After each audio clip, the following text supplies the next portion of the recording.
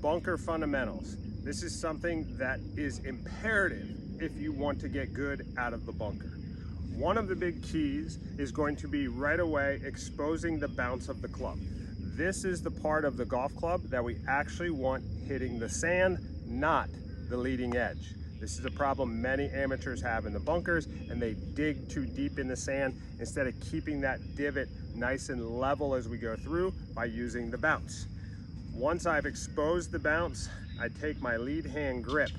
Now, the cup in our wrist here in the lead hand, this is something we want to focus on keeping and maintaining throughout this bunker shot swing. So as we go back, we don't want to try to bow, flex, or flatten that lead wrist. We want to keep that cup in it. What that's going to do is as we start coming down, the club will start releasing, keeping the cup in my lead wrist as my body keeps moving through. So it's going to help create the dynamic loft through the ball. We don't want to scoop and flip underneath the ball, but we want to use the bounce and keep that handle and body moving on the way through, really hitting slightly behind the ball. So a really good drill that you can do in the bunker is just a footprint drill. So all you're going to do is take your shoe, make yourself a really nice footprint in the sand. You're going to drop that ball right in the middle kind of that shoe. We want to enter the sand back by the heel, and we want to exit the sand by the toe. So as long as the club's coming at a descending angle of attack, which it will just due to our setup. So our setup in the bunker is going to be ball slightly forward. As you can see, my body naturally wants to tilt to my left, keeping my body in this position as I go back. We never want to shift weight in the sand. That sand moves underneath our feet, and then it causes where we're going to hit in the sand to be very off, causing a lot of bad shots in the bunker.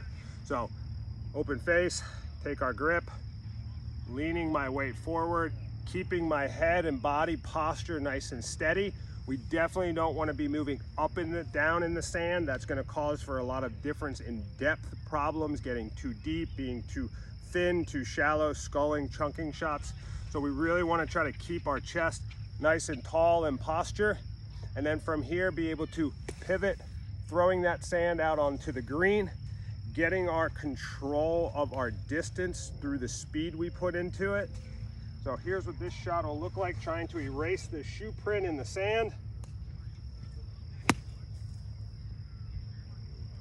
I was going for a little shorter shot, just carrying it up over the ridge of the bunker, letting it trickle onto the green. This is a difficult situation with a short-sided pin. So wanting to be able to get better out of the bunker is getting good at these simple little fundamentals. If you open the face just slightly, don't open your stance too much. You should only open your stance as much to the target as you open the face.